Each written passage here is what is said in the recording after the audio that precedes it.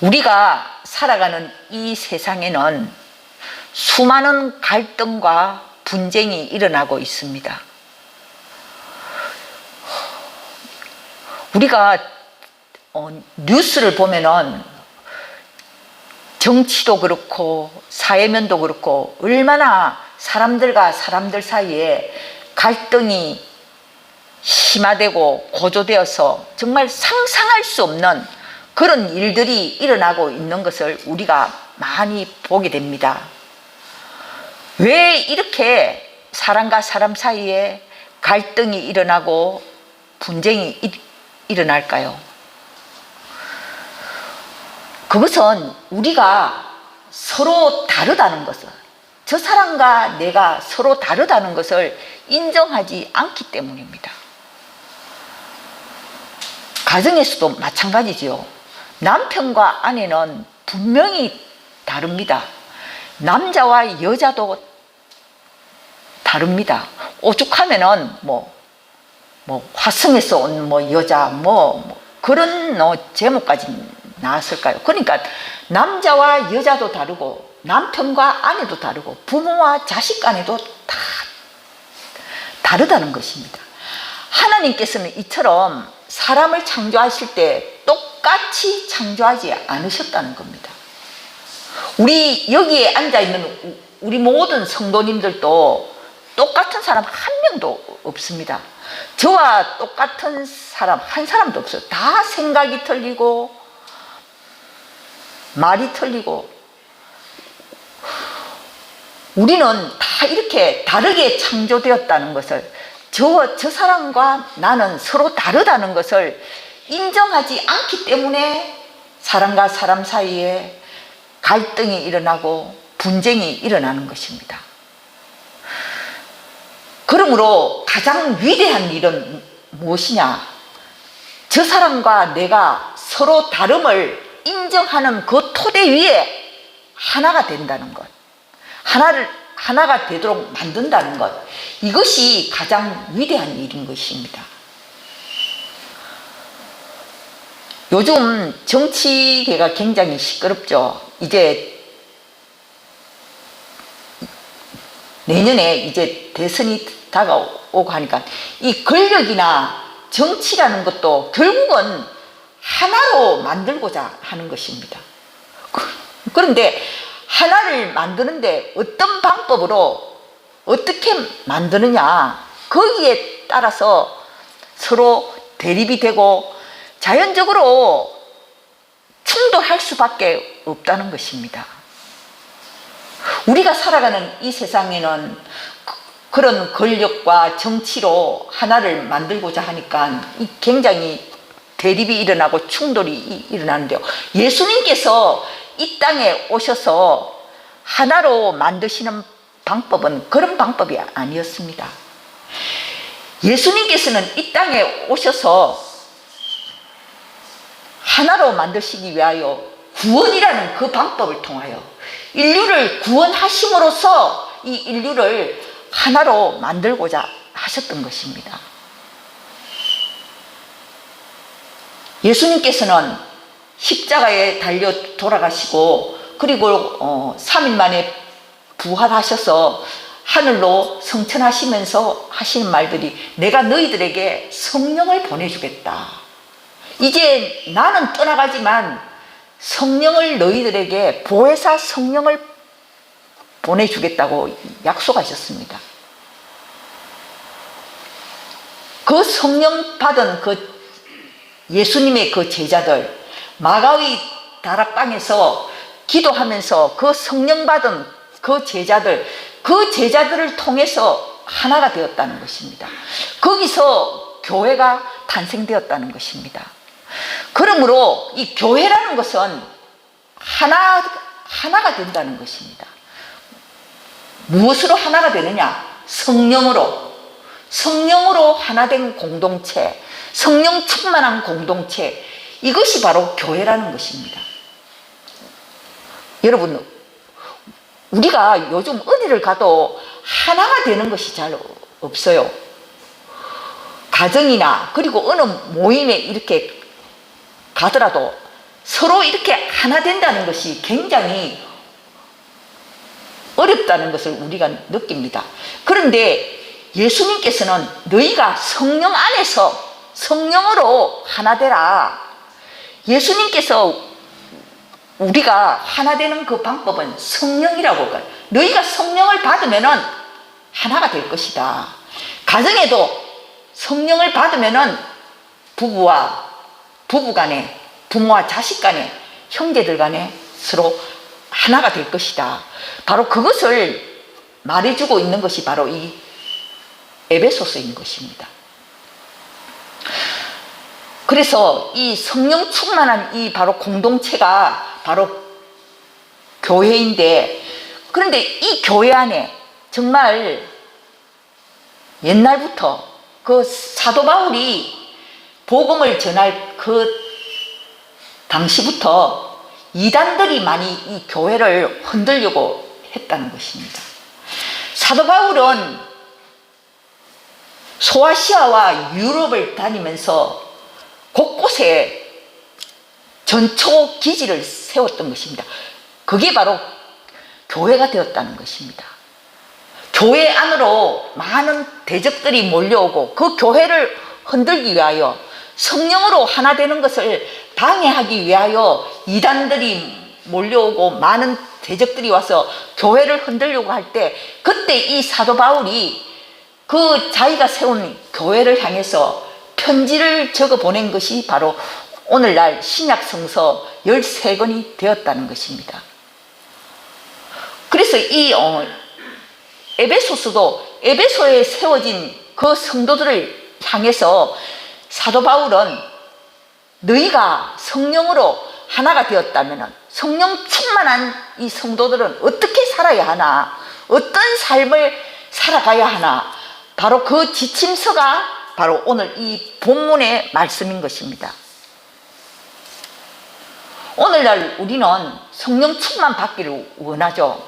우리가 신앙생활을 하면서 가장 목표는 성령 충만이에요. 이 땅에서 우리가 성령 충만하게 살면 항상 내 마음이 기쁘고, 아무리 근심 걱정이 몰려와도 우리의 믿음은 흔들리지 않는다는 것입니다. 그런 성령 충만한 그런 성도들은, 그런 공동체는 어떤 모습으로 살아가나, 바로 그것이 오늘 이 본문에 나타나 있는 말씀인 것입니다. 자, 우리 15절을 한번 읽어볼까요? 시작. 그런즉 너희가 어떻게 행할지를 자세히 주의하여 지혜 없는 자같이 하지 말고 오직 지혜 있는 자같이 하여. 오늘 이 15절에는 지혜 없는 자와 지혜 있는 자를 구분하고 있습니다. 그래서 성령 충만한 사람은 어떤 사람이냐? 지혜 있는 자라는 것입니다. 지혜 있는 자가 바로 성령 충만하다는 것입니다. 그런데 이 지혜 있는 자는 어떻게 행동을 하느냐? 어떻게 행할지를 자세히 주의한다는 것입니다. 그저 내 감정대로, 내 적극적으로 그렇게 결정하는 것이 아니라 어떻게 행할지 자세히 주의하여 보고 생각한다는 것입니다. 바로 자세히 주의하여 본다는 것은 바로 절제하는 삶이라는 것입니다. 지극히 절제하는 삶이라는 것입니다. 우리는 성령 충만하면은 막 굉장히 이 모든 일을 적극적으로 결정하고 막 이런 식으로 우리가 착각을 하기가 쉬운데요. 성령 충만한 사람은 어떤 식으로 행동하느냐? 자세히 주의하여 지혜 있는 자처럼 지혜 없는 자가 아니고 지혜 있는 자로서 살아간다는 것입니다. 우리가 지혜로운 자처럼 살아가려면은 내 감정대로, 내 생각대로 이렇게 막 적극적으로 그렇게 살아가는 것과는 거리가 멀잖아요. 항상 절제하면서, 그리고 내 입장이 아닌 다른 사람의 입장에서 한 번 더 생각해보고, 그리고 공동체의 입장에서 이렇게 생각을 해보고, 이렇게 자세히 주의하여 지혜로운 자, 바로 이게 성령 충만한 자라는 것입니다. 저도 굉장히 성격이 좀 다혈질이에요. 특히 이 부산 사람들이 기질이 굉장히 이게 다혈질이면서 단순하고 급하고, 그래서 이건 제가 농담으로 하는 소리인데요. 저의 남편은 대구 사람이잖아요. 저는 부산이잖아요. 부부간에 제일 맞지 않는 조합이 대구 남자, 부산 여자래요. 그래가지고 제가 인터넷에 그런 글이 올라왔는 걸 보고, 아, 이거 참 정말 그래서 우리가 부부싸움을 많이 했는가, 이런 생각이 제가 들 때도 굉장히 많았는데요. 그러나 우리는 성령 안에서 새롭게 변화가 되어야 한다는 것입니다. 이 부부간에 이렇게 목회를 같이 하니까 24시간 같이 있게 되는 거예요. 사실 저의 남편이 그 조목사도 젊었을 때 뭐 이렇게 직장 생활하고 교수 생활하고 사회생활 할 때는 거의 뭐 밤 되면 남편 얼굴을 봤죠. 그런데 목회를 하고부터는 24시간 같이 붙어 있는 거예요. 그때 저는 새롭게 남편의 모습을 발견하게 되었어요. 아, 내 남편이 이런 사람이었구나. 자녀를 키우고 서로가 이렇게 바쁘게 살 때는 사실 내 남편이 어떤 사람이라는 것을 제가 생각할 겨를도 없었고, 또 생각해보지도 않고 결혼을 했어요. 제 나이 때는 중매 결혼을 많이 했거든요. 그러니까 부모님께서 이렇게 먼저 이렇게 보시고 괜찮다, 사람 괜찮다, 뭐 결혼해라, 이렇게 하면 부모님께 이 순종하는 마음으로 결혼하고, 요즘 젊은이들은 상상을 못 하겠죠. 우리 때에는 그랬어요. 대학을 졸업하면 무조건 결혼해야 된다. 여자가 무슨 직장을 가져. 남자가 다 버려 먹여 살려야지. 여자가 직장을 가지는 것은 우리 시대에는 잘 없었어요. 그러니까 뭐 학교를 졸업하고 나면은 당연히 부모님이 정해주는 사람하고 결혼을 하고, 요즘 젊은이들은 상상을 못 하는 거죠. 요즘 젊은 사람들 부모 말 듣고 결혼하는 그런 바보가 어디에 있습니까? 우리 작은 아들도 결혼 얘기만 하면은 짜증을 냅니다. 결혼 얘기 하지 말라고. 내가 알아서 할 테니까. 내 인생 내가 알아서 하는데 어머니가 왜 결혼에 대해서 간섭을 하느냐고 말을 못 꺼내게 합니다. 제가 무슨 얘기하다 글로 갔죠. 참. 어쨌든 이렇게 부부간에 이렇게 서로 다르다는 것을, 그것을 제가 새삼스럽게 목회를 하면서 깨달으면서, 그리고 목회에 대한 생각도 너무나 틀리는 거예요. 저희 남편과 저는. 그러니까 이게 목회하면서 너무 많이 부딪혔어요. 그래서 제가 하나님, 왜 제가 목사가 되어가지고 차라리 내가 사모가 되어서 남편이 그냥 목회하는데 그냥 뒤에서 기도나 하고 도와주고, 이렇게 할 걸 왜 내가 신학 공부를 해서 목사까지 되어서 이런 것까지 내가 스트레스를 받아야 하는가. 제가 이 교회를 개척하고 초창기에 굉장히 힘들었어요. 그래서 정말 이혼 직전에까지 정말 갔어요. 나 정말 이혼하고 싶은 마음이 정말 꿀떡 같더라고요. 아니, 차라리 따로따로 목회를 갖다 하는 게 낫다. 이렇게 목회에 대한 생각도 틀리고 이런데 어떻게 우리가 같이 목회를 갖다가 할 수가 있나. 당신 제발 좀 다른 교회 좀 가달라고 제가 남편을 쫓아내려고 했어요.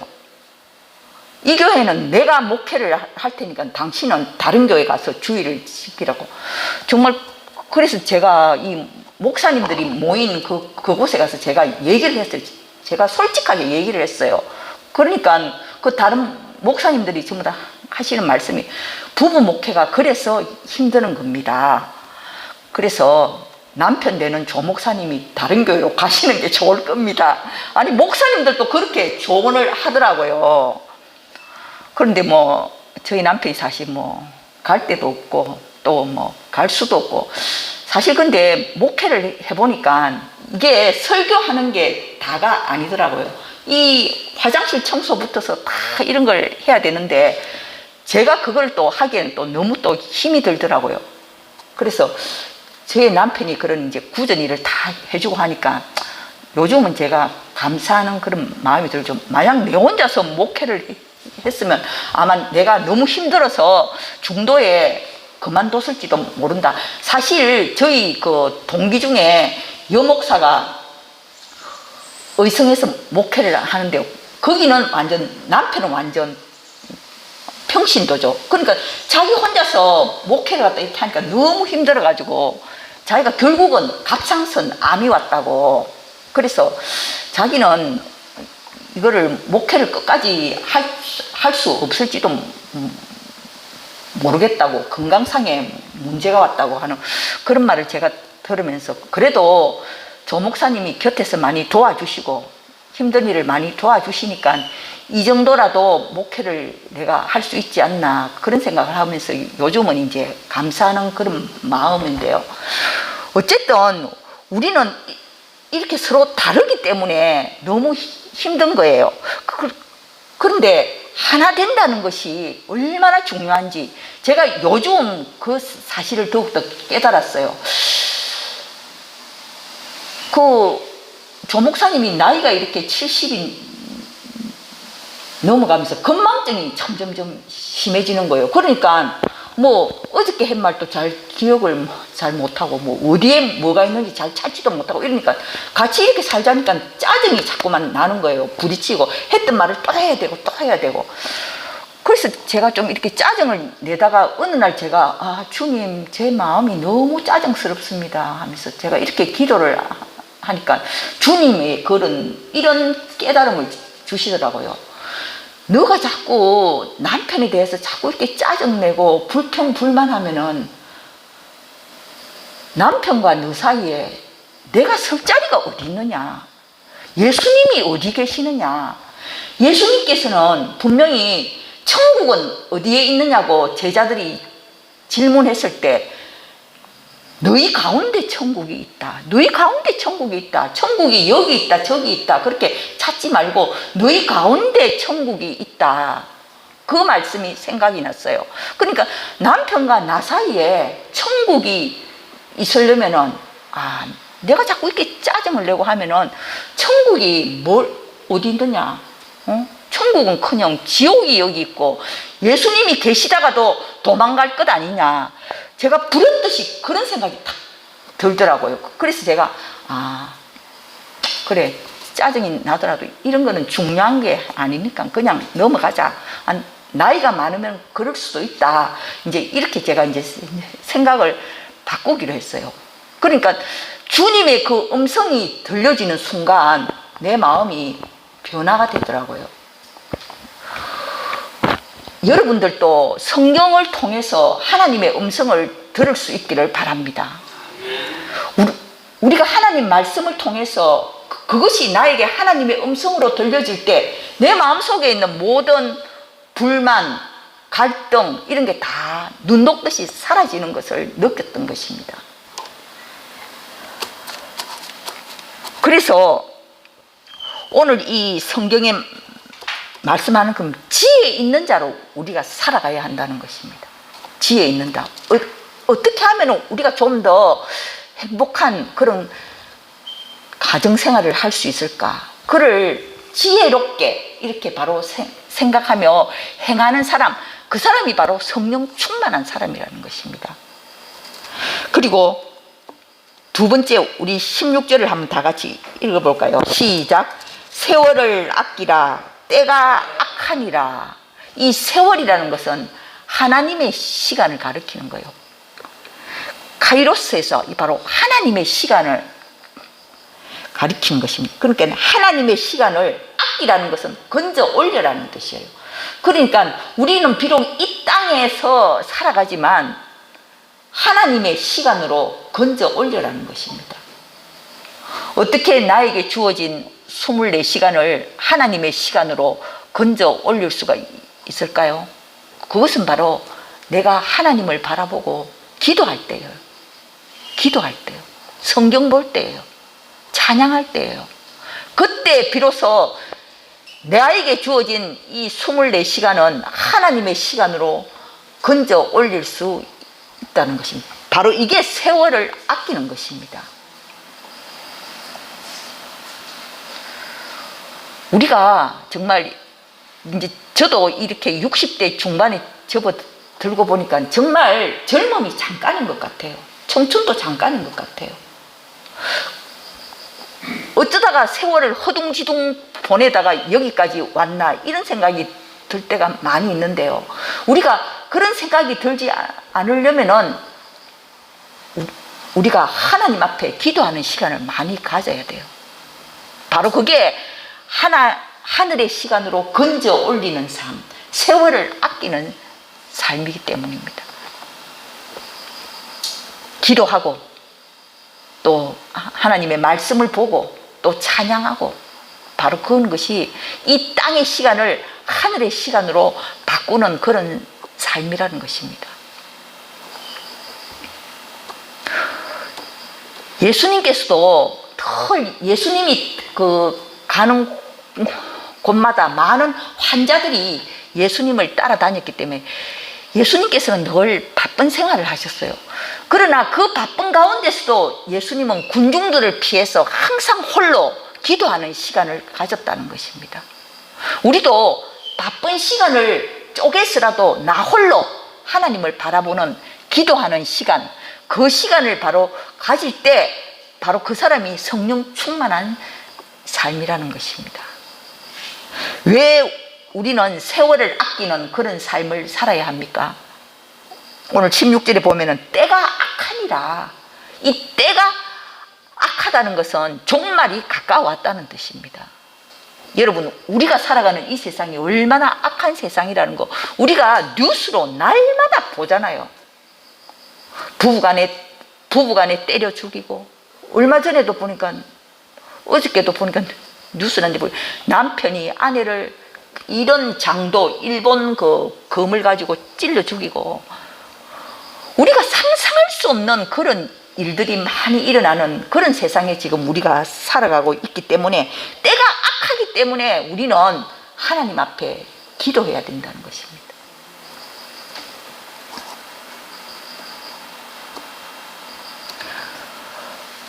(17절) 우리 다 같이 한번 읽도록 하겠습니다. 시작. 그러므로 어리석은 자가 되지 말고 오직 주의 뜻이 무엇인가 이해하라. 이 이해하라는 것은 깨달아라는 뜻입니다.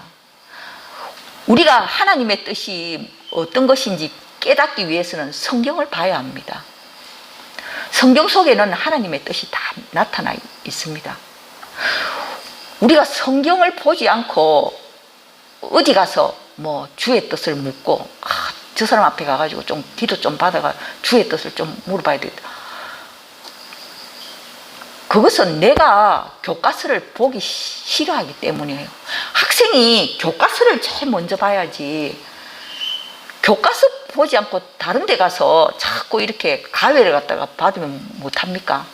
그래서 우리의 이 교과서는 바로 성경이라는 거예요. 그래, 성경을 자꾸 읽고 이렇게 하다 보면은 주님의 뜻을 우리는 깨닫게 되고, 그리고 이 주의 말씀에 이끌려서 살아가는 그런 삶을 내가 자연스럽게 살아가게 된다는 것입니다.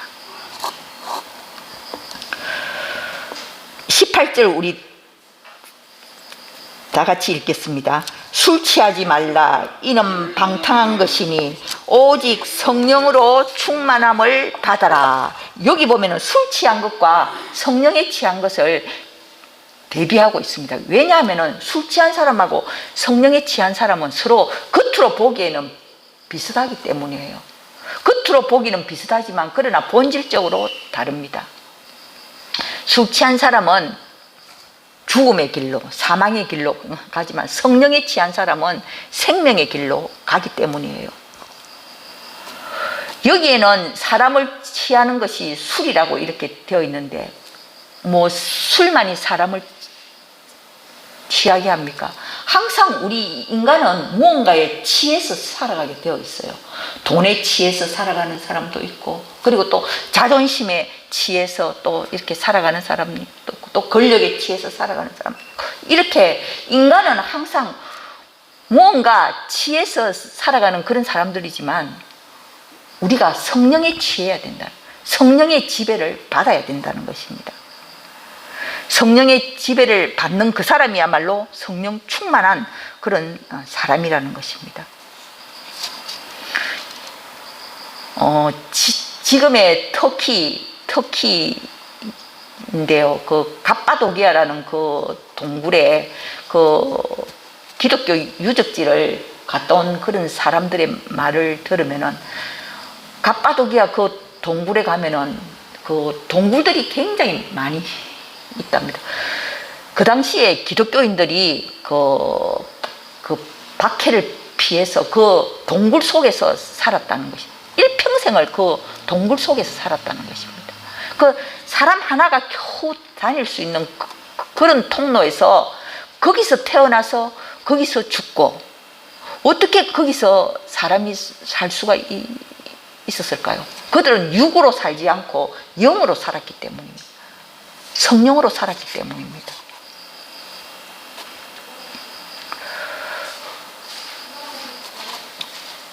(19절을) 보면은 시와 찬송과 신령한 노래들로 서로 화답하며 너희의 마음으로 주께 노래하며 찬송하며. 우리가 예배 드리기 전에 왜 찬양을 드립니까? 주님 앞에 찬양을 드리는 것입니다. 바로 그것은 우리가 기쁘기 때문에 찬양이 나오는 것이고, 또한 우리가 그렇게 찬양을 드리는 것은 주께, 주님 앞에 우리가 찬양을 드린다는 것입니다. 내 마음으로 주님을 찬양하는 것, 바로 이게 성령 충만한 것입니다. 자, 우리 이제 20절에 보면은 범사에 우리 주 예수 그리스도의 이름으로 항상 아버지 하나님께 감사하며. 범사에 감사하는 사람. 우리가 기도하기 전에 제일 먼저 바로 해야 할 것이 바로 이 감사예요. 예수님께서도 죽은 나사로를 살리실 때 제일 먼저 감사의 기도를 먼저 드렸던 것입니다. 하나님 아버지께서 항상 나의 기도를 들어주시는 것을 감사하나이다. 우리가 기도할 때 왜 감사함으로 기도를 해야 합니까? 하나님께서 내 기도를 들으시기 때문입니다. 하나님께서 내 기도를 들으시기 때문에 항상 우리는 제일 먼저 감사로 기도를 드려야 한다는 것입니다. 그래서 빌립보서 4장 6절을 보면은 모든 일에 아무것도 염려하지 말고 모든 일에 기도와 간구로 너희 구할 것을 감사함으로 하나님께 아뢰라. 감사함으로 아뢰라는 것입니다. 그리하면 모든 지각에 뛰어난 하나님의 평강이 너희 마음과 생각을 지켜주시리라. 우리의 마음과 생각을 지킨다는 것이 얼마나 중요한 것입니까?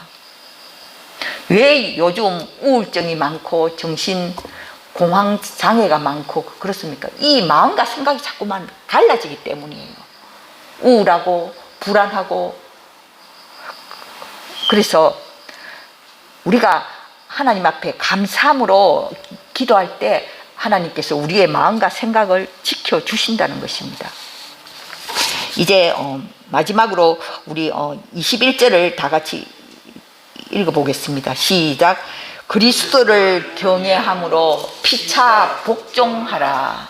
예, 우리가 이 예수님을 경외하는 곳이 바로 이 교회예요.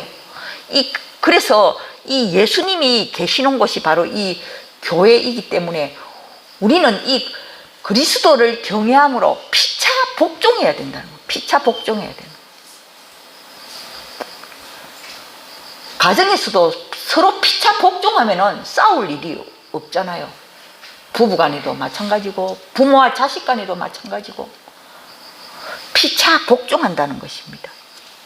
어디에 복종하느냐? 예수님께 복종한다는 것입니다. 성령님께 내 의지를 꺾고 복종한다는 것입니다. 그러면 바로 그것이 성령 충만함이 된다는 것입니다.